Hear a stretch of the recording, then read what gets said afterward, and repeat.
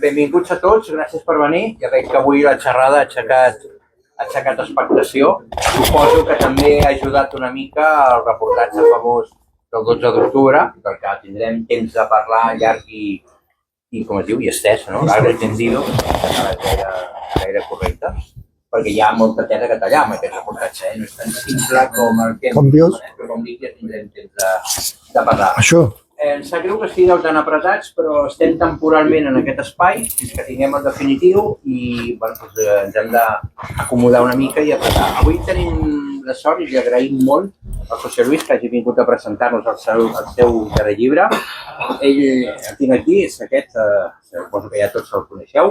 Ell un dia li van dir que no t'atreveixes a fer 500 pàgines.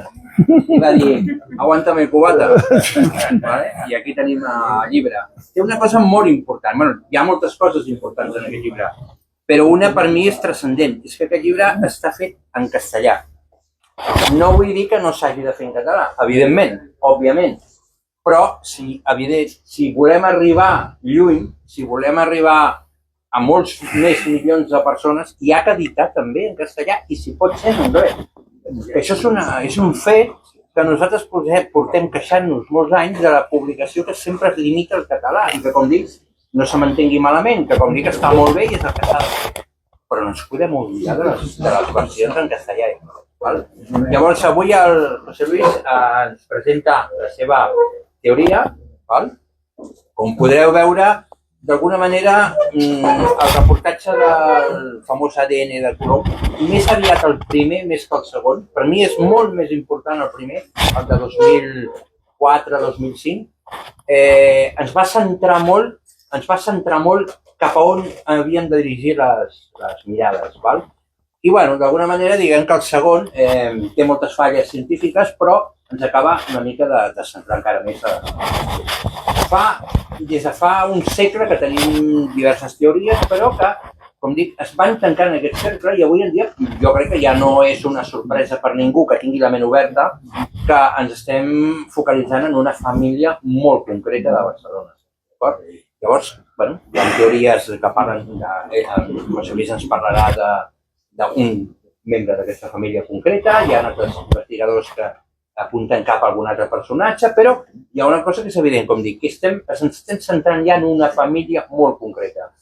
Ara per mi és molt interessant, no sé si tu tens notícies, jo pel moment no, esperar quin és el resultat o quin és l'article científic que el professor Lorente publicarà teòricament en breu i que jo veig molt complicat, jo veig que no sé com justificarà moltes coses, perquè hi ha coses que no són justificables, però, per això dic que el més important és com serà i què ens explicarà en aquest article. Doncs li agraïm en nom del Cercle Català d'Història, li agraïm a José Luis que hagi acceptat la nostra invitació i res, tens la paraula i tot. Bé, en primer lloc... Un aplaudiment, primer per la meva invitació. I per aquest llibre. Bueno, en primer lloc vull dir que no estic gaire acostumat a donar xerrades ni conferències, no sóc un bon orador, no tinc bones aptituds pel tema de l'oratòria i per això, perquè no em vull dispersar, el que faré serà llegir 7 pàgines.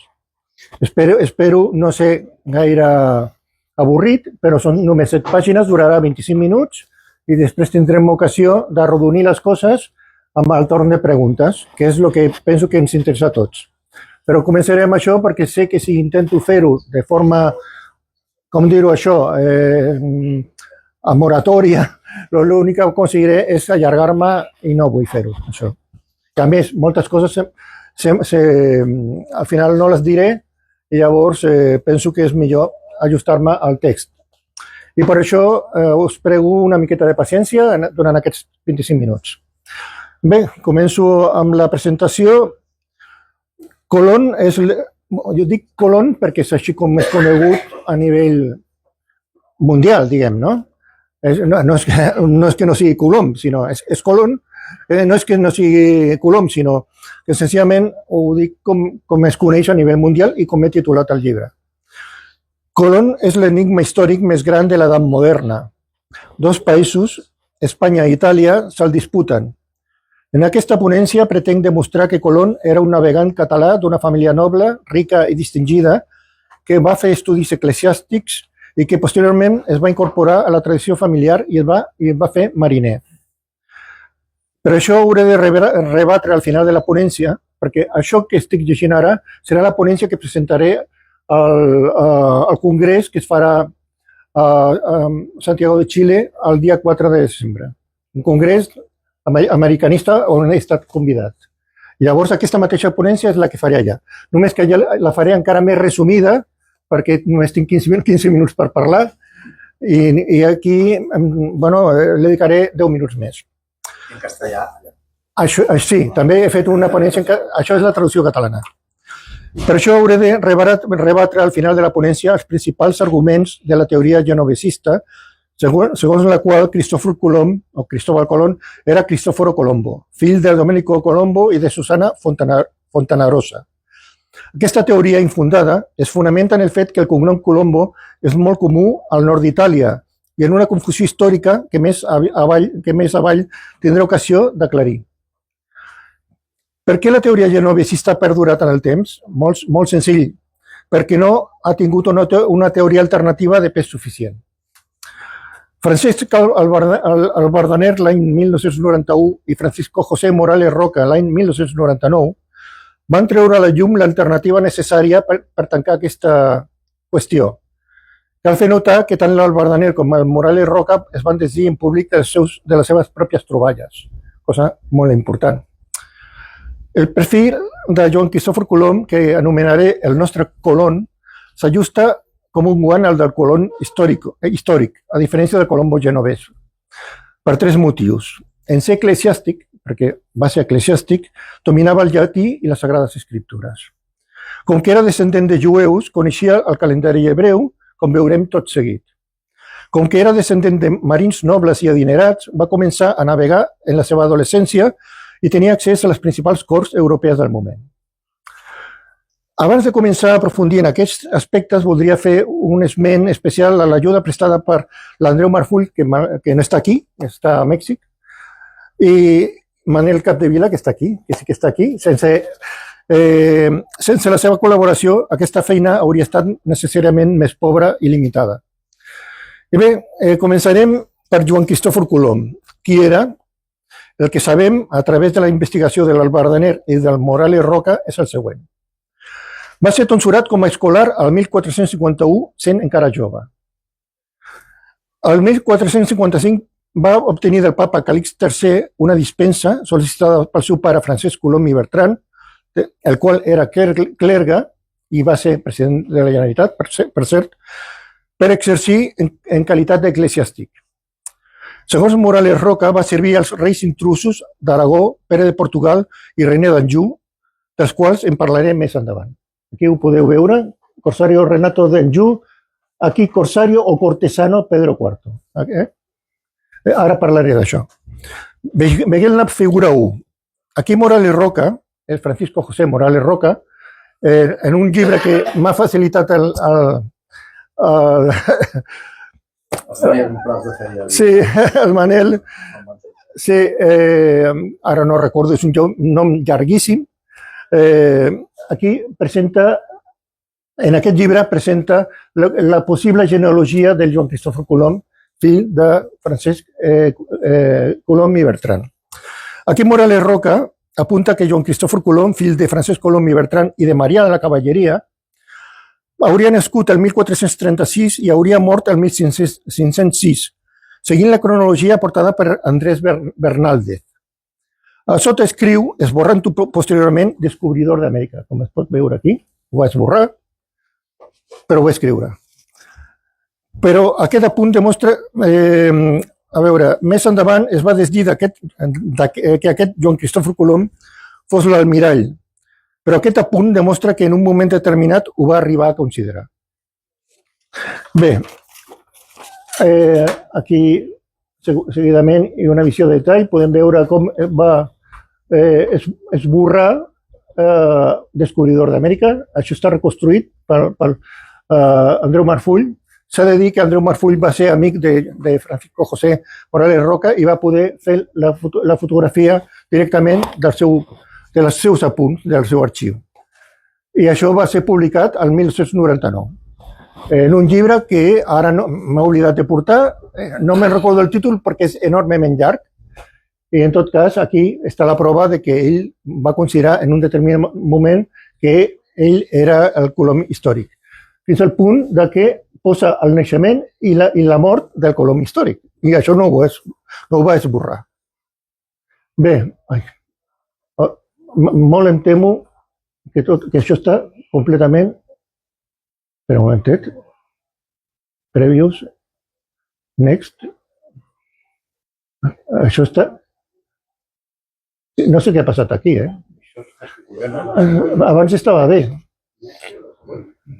Abans estava bé. No sé què ha passat.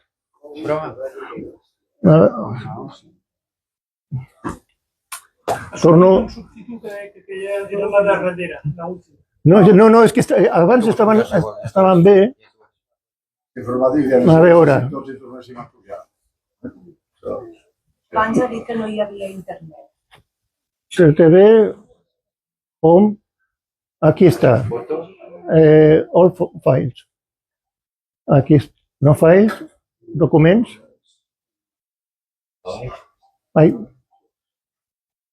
Documents. Imágenes, presentación. Vale, aquesta és la primera. És així, com s'ha de fer, perquè si no, tornarem bojos. És a dir, doncs es pot veure que ell va posar 1436 com a any de naixement, o 1445 com a alternativa, i com a any de mort, ja es veu aquí un interrogant, va posar el mateix any de la mort del Colom històric. Bé, doncs aquest és el número 2, vale. Vegeu la figura 2. Si acudim a la història de l'almirall, del seu fill, Fernando Colón, aquest sembla al·ludir a l'escut dels seus avantpassats quan escriu el capítol primer i perquè sobre les aigües de l'oceà també va portar Colón com el Colom de Noé Oliva. Està posat ahí. Aquest és precisament l'escut dels Colom de Mallorca, així com el del Colom d'Arenys de Mar de Barcelona. I apareix així mateix el del Casanova de Gravedona a Como, Itàlia, que precisament és on està, hi ha un quadre on hi ha un retrat al Colom. Abans hem parlat d'aquest tema i potser sigui el més fidel de tots. D'aquesta família en tindré ocasió de parlar més endavant. Em refereixo als Casanova.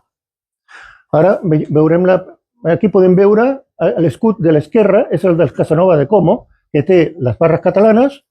Veiem la casa dels Casanova, a l'esquerra veiem aquest Colom volant, que és el mateix escut dels Colom de Mallorca i d'Arenys de Mar. Estem parlant de Gravedona, que està al llac de Como, el Casanova del llac de Como. A veure, ara què passa? Misteri, això? Ai, què passa? A veure, com s'ha de fer per sortir d'aquí? Molt bona pregunta. A veure, èxit. Vale. Aquí, vale. Veieu, és que clar, és la primera vegada que utilitzo aquest catxarro, no sé com funciona. Vegeu la figura 3. Aquest és el document de tonsura de Joan Cristòfor Colom, datat el 19 de juny de 1451. Me'l van enviar del l'arxiu diocesà de Girona. Aquí es parla de la dispensa, perquè el Francisc Albardaner no el va publicar. És inèdit, És a dir, és la primera vegada que surt a la llum aquest document. Aquí es parla de dispensa pel seu defecte de naixement que pateix per haver estat engendrat de prevera i serventa o soluta, soltera, doncs apareix escrit sua. Et sua, es veu ahí, que pot ser tant serventa com a soltera, com soluta.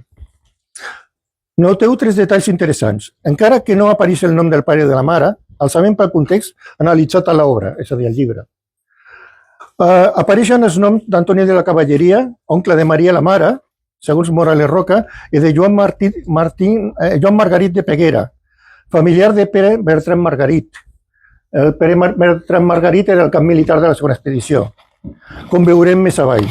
Finalment apareix ratllat oriünd de Civitat Eger. Civitat Eger ho han ratllat, I després ho han canviat de la diòcesis gerundensis. Han tret Civitate G, que Civitate G pot ser Civitate de Girona o de Gènova, és a dir, Gènova. I ho han tatxat. Han posat gerundensis. Això és una mica sospitós, com a mínim.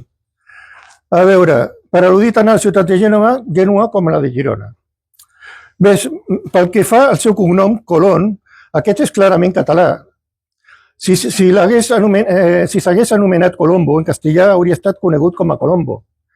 No s'hauria transformat en Colón. Hi ha una regla fonètica segons la qual les paraules catalanes agudes acabades en M es transformen en N, amb accent en castellà, com passa, per exemple, amb Joaquim, que és Joaquín, Guillem és Guillén, Betlem és Belén, Arem és Aren i, per descomptat, Colom és Colón.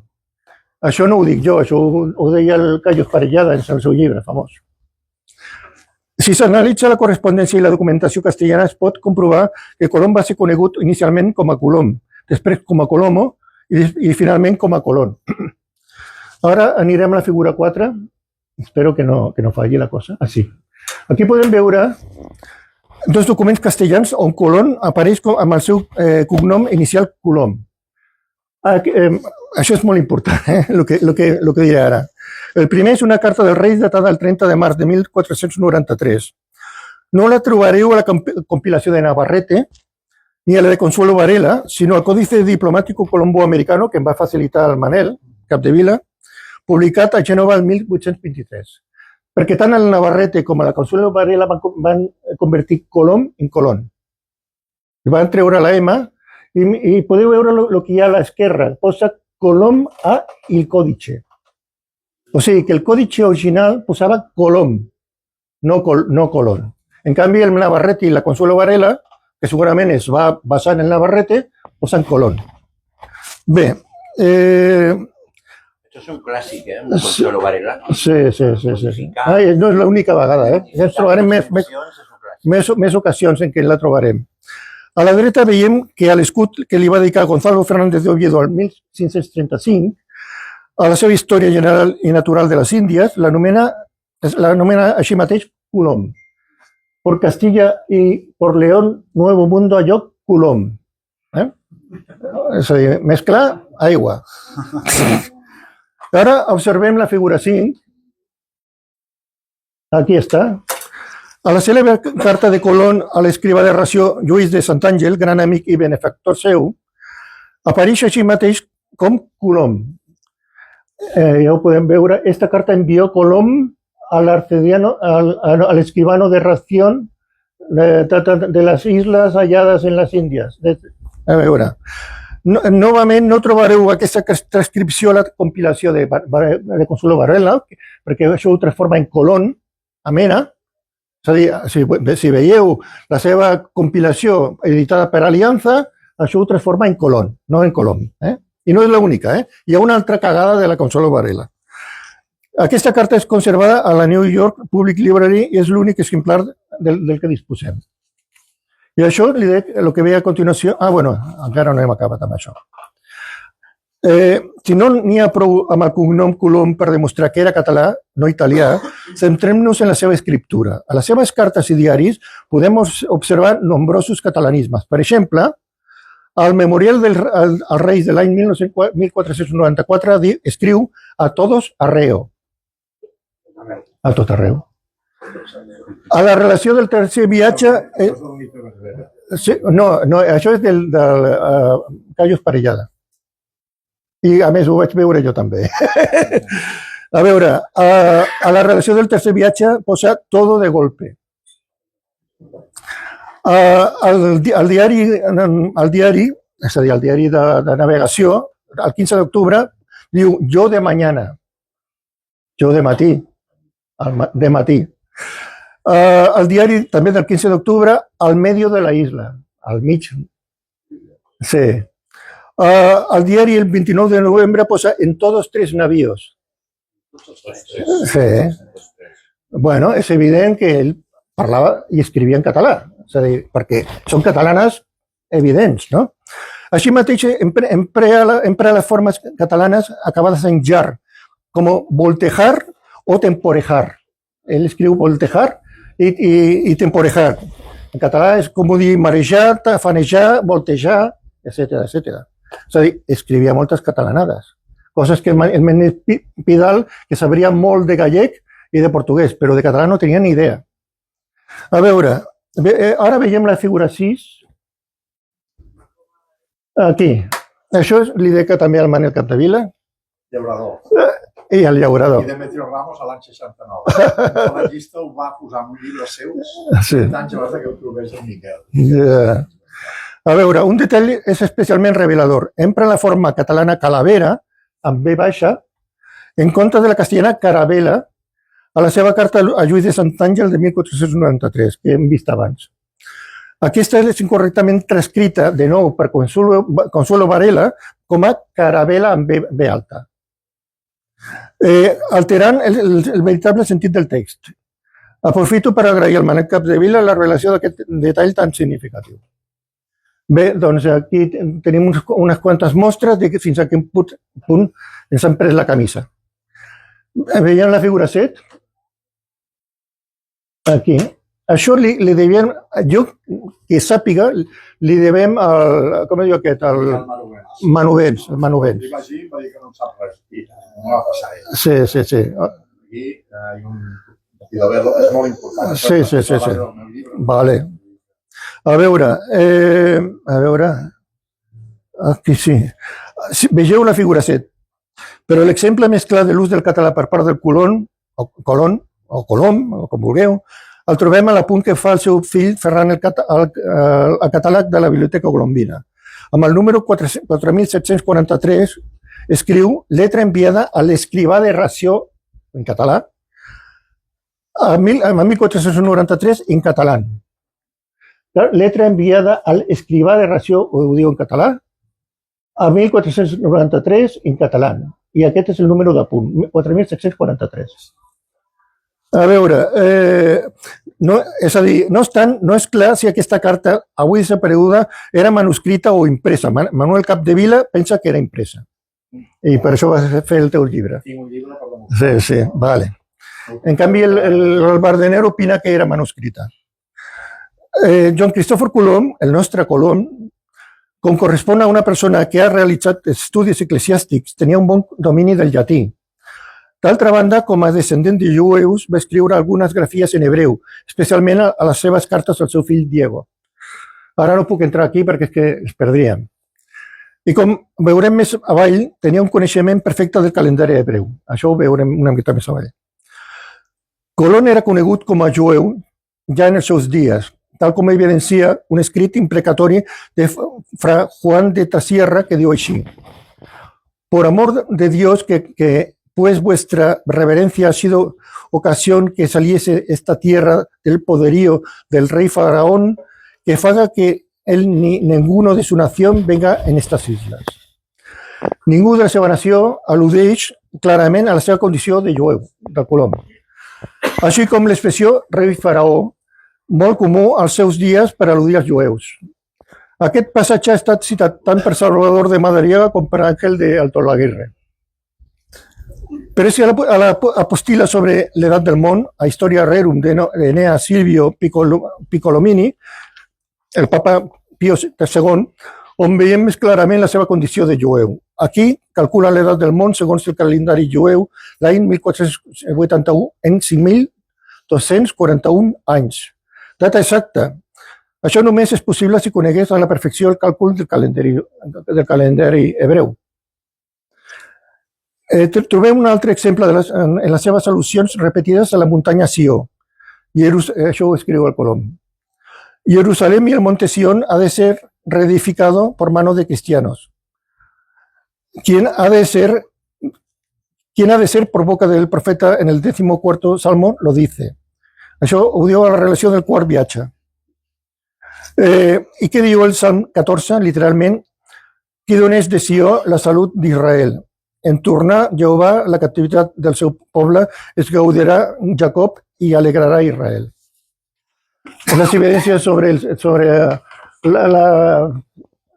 seu filojudaïsme són bastant contundents. Això no obstant, el mateix Colom diu al seu testament de 1498 que va néixer a Gènova i en repetides ocasions els cronistes o els seus familiars coincideixen que la seva família és oriunda de Gènova. És això possible en el cas de Joan Cristòfor Colom? Un document demostra que els avantpassats del nostre Colom van arribar de Gènova a Barcelona l'any 1390. Almenys així ho afirma el manual de novells ardits, un dietari del Consell de Cent. Aquí es diu, dilluns a 12 del mes de setembre de 1390, venc la nau d'en Colom de Gènova. Aquest Colom és Guillem Ramon Colom, besavi de Joan Cristòfor Colom, arribat des de Gènova a Barcelona en aquesta data en una nau de la seva propietat. La historiadora, això pel que fa als Colom, que venien de Gènova, almenys en el 1390 hi ha constància que venien de Gènova en una nau de la seva propietat, segons sembla per causa de la guerra entre Catalunya o Aragó i Gènova. La historiadora Claude Carrer situa a la seva obra Barcelona, centre econòmic a l'època de dificulté, a l'altra part de la família Colom i Bertran, el Bertran a Gènova. Així escriu: a mitjans del segle XV, els Bertran, jueus conversos ja implantats a Mallorca i València, envia un dels seus a viure a Gènova.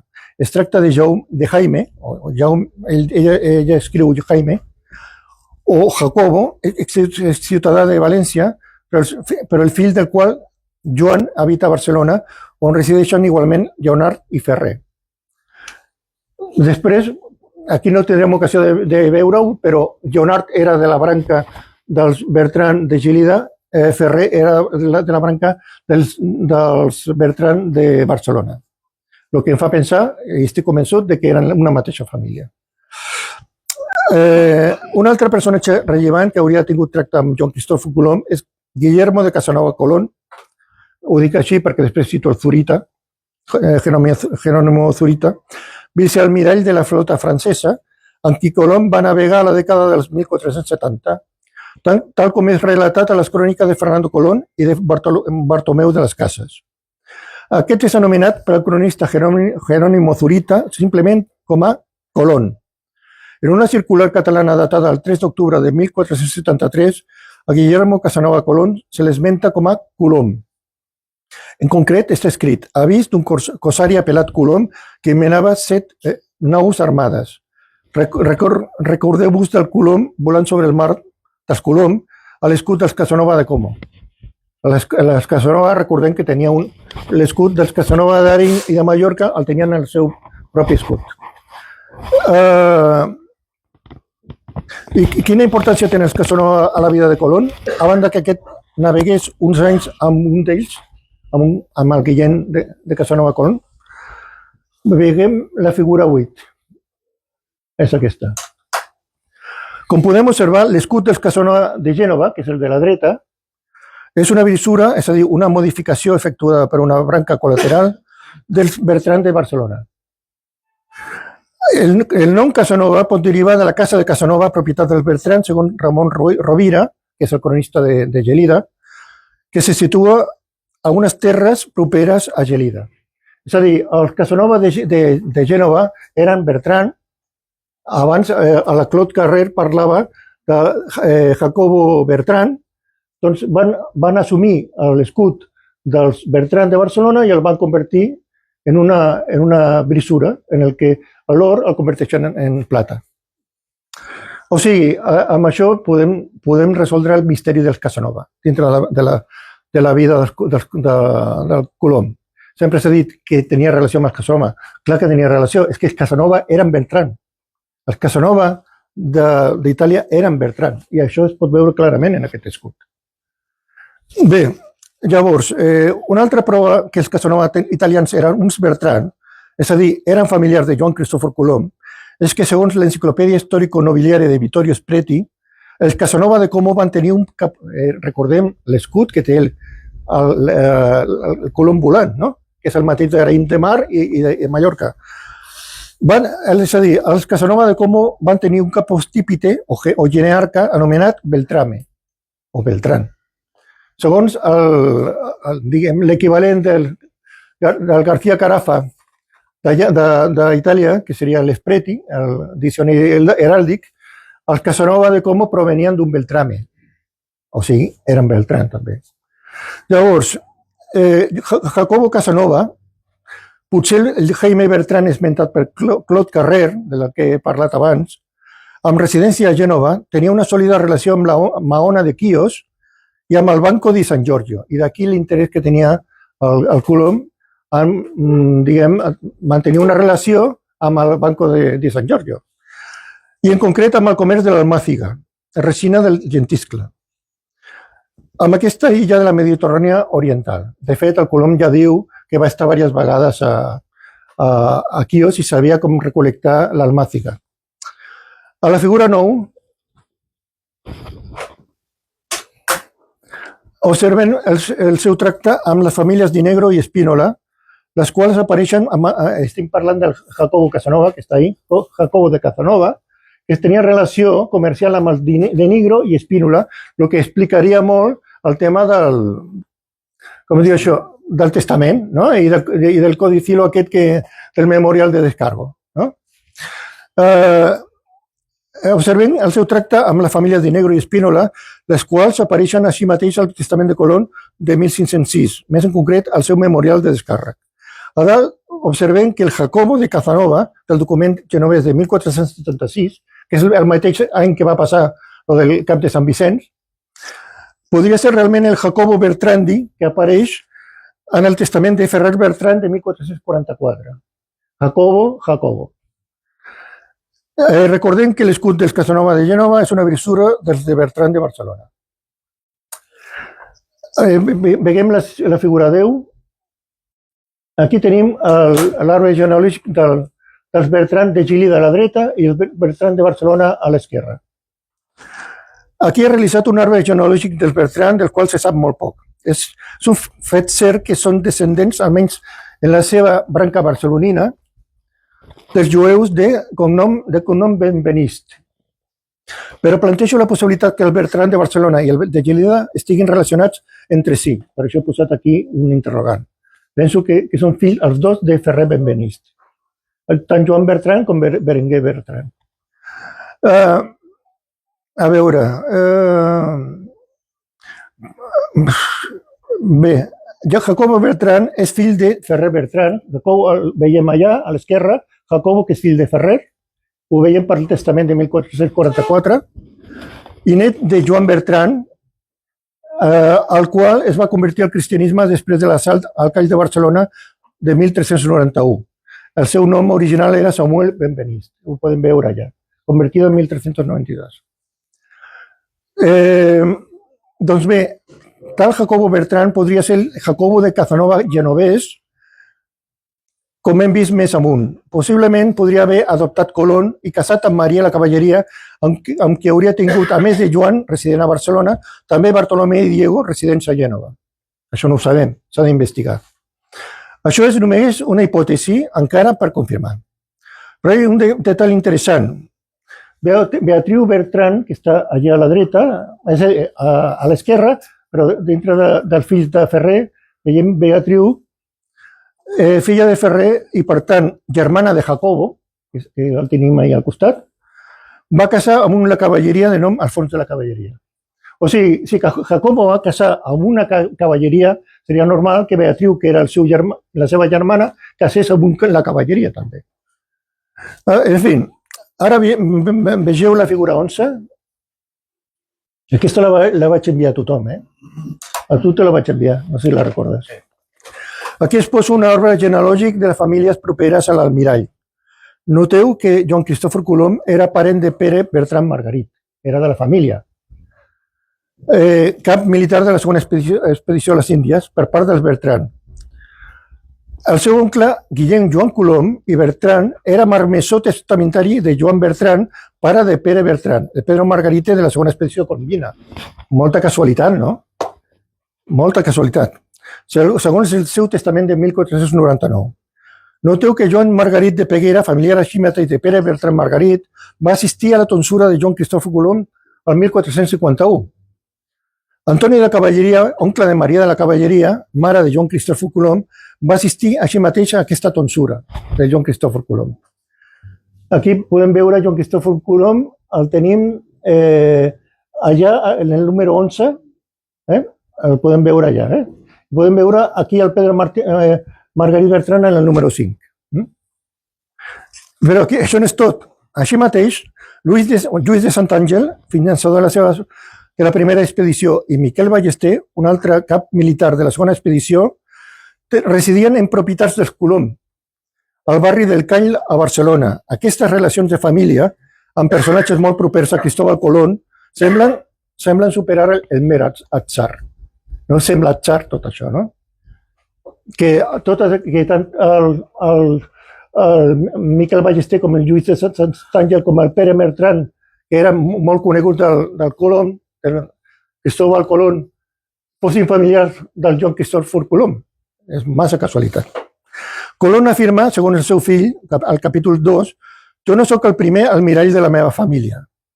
En efecte, si Cristóbal Colón fos el nostre Colón, hi hauria almenys 5 almiralls o vicealmiralls a repartir entre les famílies Colom, Bertran i Casanova. Això explicaria les 5 àncores del seu escut original, 5 àncores d'or sobre camp azur. Si veiem, ho hem vist abans quan hi havia això de l'escut que va dibuixar l'Oviedo. Una franja blava que creua... Sí.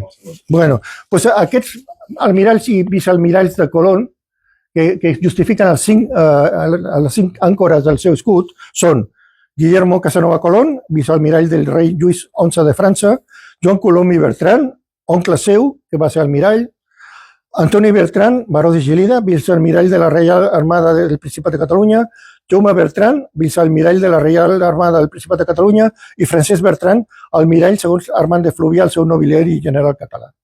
5 almiralls. Ell va dir, no sóc el primer almirall de la meva família. Les 5 àncores. Les 5 àncores que apareixen al seu escut. Això no ho dic jo, això ho va dir el de la Riega. Ho va dir ell, sí. En això no es va equivocar. Pobrets, el van... Sí, doncs aquest va tenir la idea. Doncs llavors, ara veiem la figura en 12. A veure, Fernando Colón, a la biografia del seu pare, escriu al capítol 2 que el seu tracte i dels seus majors va ser sempre per mar. A la prova de l'activitat marinera i comercial del Bertran, familiar de Joan Cristòfor Colom, la trobem a la casa del senyor del baró dels Bertran de Gelida. Això està a la casa pairal dels Bertran a Gelida. Aquí apareix exposat un grafiti que representa una nau, la qual exhibeix a les seves veles l'escut dels Bertran de Gelida. Això demostra que els Bertran, com a mínim, i els Colom, ja també ho sabem, eren diguem, de tradició marinera i tenien flota, els dos. Com hem vist més amunt, Francisco José Morales Roca atribueix a Joan Cristòfor Colom ser servidor dels reis intrusos Pere de Portugal, mestre de l'ordre d'Avis i condestable de Portugal, i René d'Anjou, comte de Provença, durant la Guerra Civil Catalana de 1462-1472. És un fet constatat que l'ordre de Rodes afavorí econòmicament Pere de Portugal. Això ho explica molt bé l'Enric Ensenyat de Villalonga en un article que va escriure sobre el Centurione. Un monogràfic que escriu sobre el Centurione parla de la relació que va tenir el Centurione amb el Pere de Portugal durant la Guerra Civil Catalana. Significativament, com veiem a la figura 13, a veure què he fet. No, m'he equivocat. És èxit. Èxit. A veure, on és l'èxit? Estarà a les... Aquí, vale. Aquí. Al castell de Gelida, propietat del Bertran, observem una inscripció de la creu de l'ordre de Rodes. El Bertran eren de Rodes, que està en el castell de Gelida. Aquest és l'escut de l'ordre de Rodes. I si observem... El 1523 es converteix en l'ordre de Malta. Sí. Hi ha una confusió, però aquella data eren de Rodes i anteriorment eren del Temple de Jerusalem. O sigui, són 3 ordes que, segons el temps, tenen 3 noms diferents. Les rodes seran... Però sempre ha conservat el mateix escut. La creu és aquesta. Sí, vale. I aquest és l'escut del Bertran de Gelida, el de l'esquerra. I aquí és l'última figura. Als parts a veure, una inscripció de la creu de l'ordre de Rodes. I si observem la figura 14, als pals de la caravela Santa Maria apareixen exposades la creu vermella de Rodes. Hi ha una creu vermella, no diu quina és, però jo especulo que és de Rodes. I la creu verda d'Avis, perquè només hi ha dos ordres de cavalleria que tenen una creu verda. Una és la d'Avis, que era gran mestre Pere de Portugal, amb qui va estar el Joan Cristòfor Colom. Perdona, sí, el Joan Cristòfor. Del temple, quan van anar al temple es va crear a l'Avis de Portugal. Vale, i després està la de Sant... com es diu això? Com es diu això? Com es diu aquesta? La del Leprosus, com es diu la del Leprosus? El Leprosus, el de la lepra, com es diu?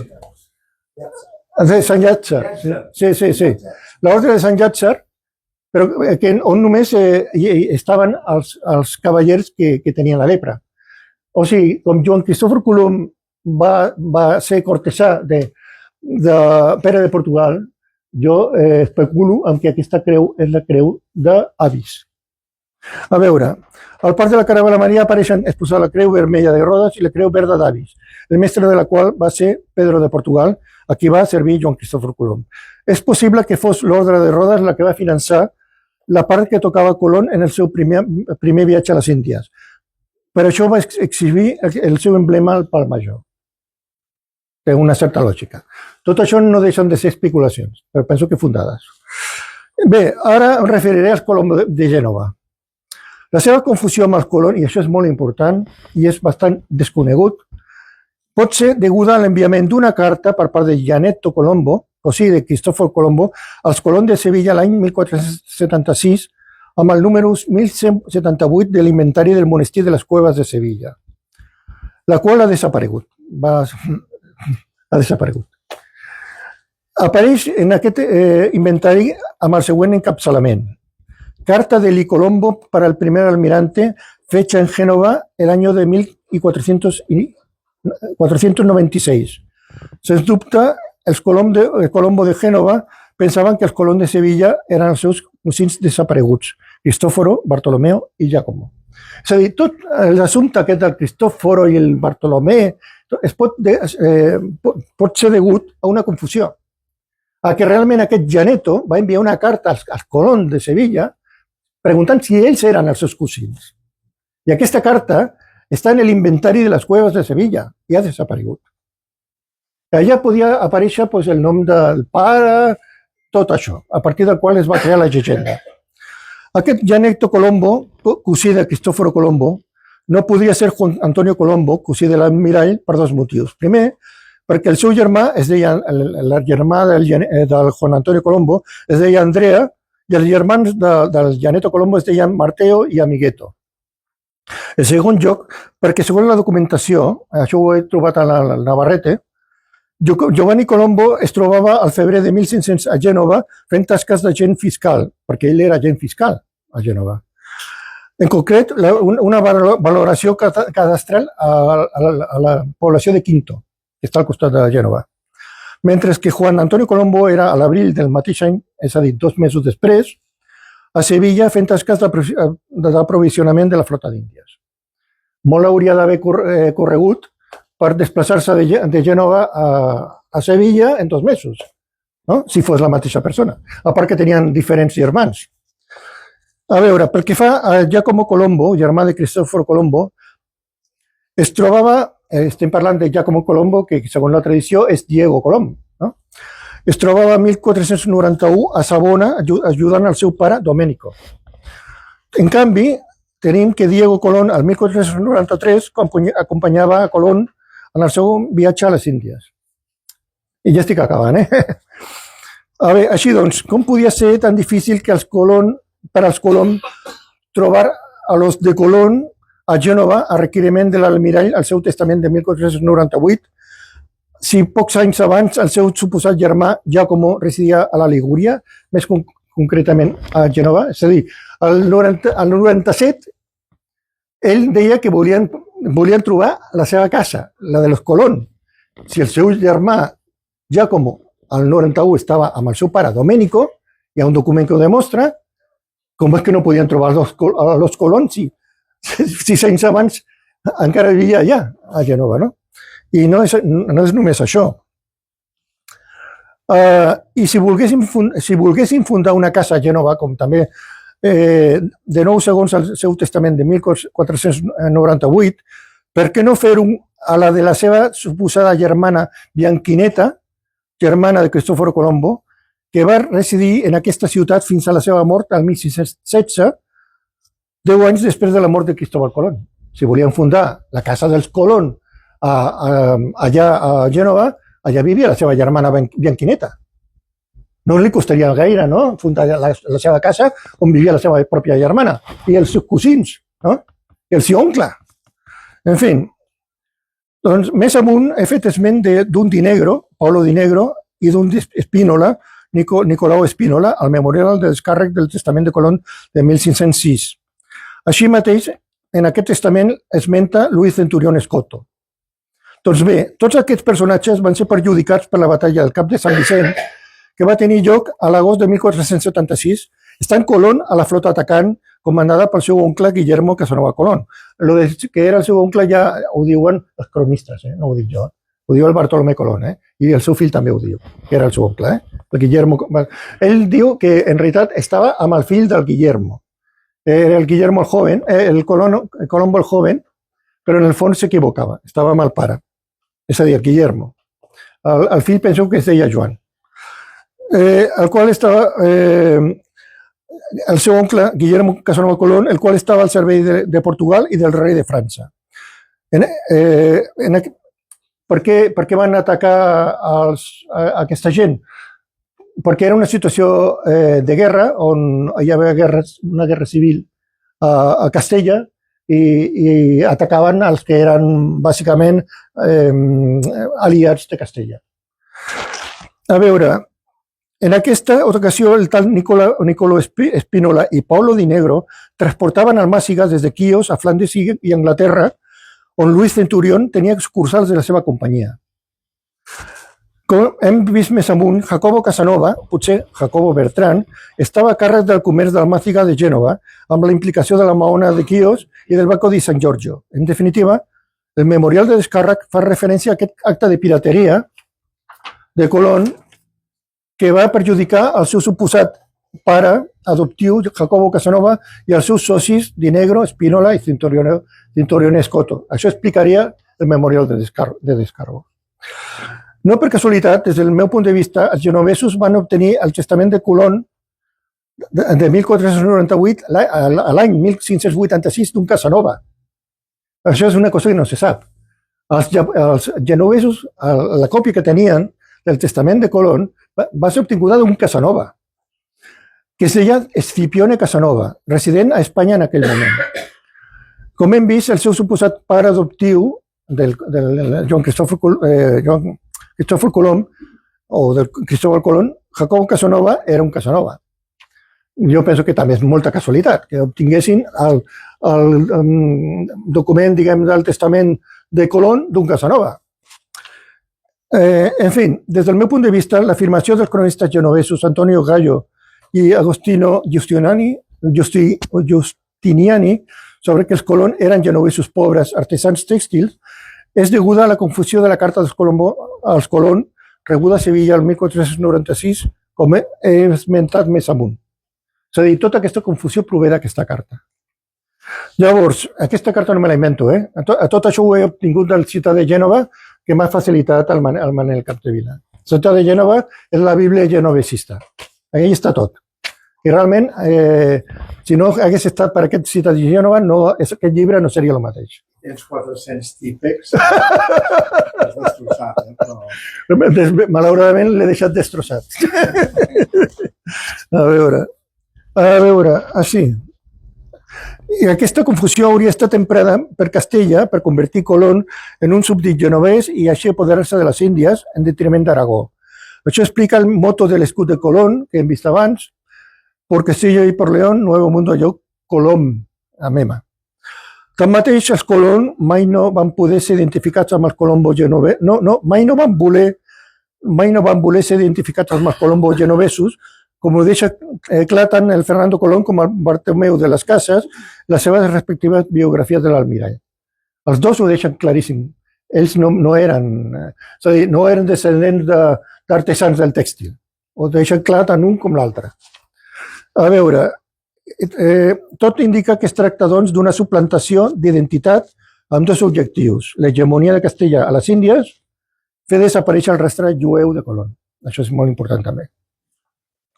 I bé, l'autèntic enigma, i això trenca molts esquemes, seria, doncs, què va passar realment amb els Colombo genovesos? Què va passar amb Cristòfor, Bartolomeo i Giacomo Colombo? Què va passar amb ells? Això és una cosa que s'hauria d'investigar. A veure, finalment cal destacar els resultats de l'anàlisi genètica dut a terme per l'equip de José Antonio Lorente. Aquests són els Colón, Cristóbal i Diego, eren de l'art mediterrani occidental, el que sembla. Els Colón tenien origen jueu. Cristóbal Colón era germà biològic per part de mare de Diego Colón, però no per part de pare. Llavors, això és compatible amb el perfil de Joan Cristòfor Colom, del que hem parlat fins ara, perquè era català i Catalunya forma part de l'art mediterrani occidental. La seva mare era jueva, Maria la Cavalleria, i la seva àvia paterna, també, Caterina Bertran, descendent suposadament dels Benvenist, que eren jueus. I, sobretot, Joan Cristòfor Colom era fill d'un eclesiàstic i d'una dona soltera, el que explicaria que el seu germà Diego ho fos per part de mare i no per part de pare. El seu parentiu amb Diego, a nivell de cosí segon, segons diu el Lorente, també és explicable atès a la consanguinitat dels Colom amb el Bertran. El seu pare era un Colom Bertran. I aquí s'acaba la història. Aquí he acabat. Molt bé.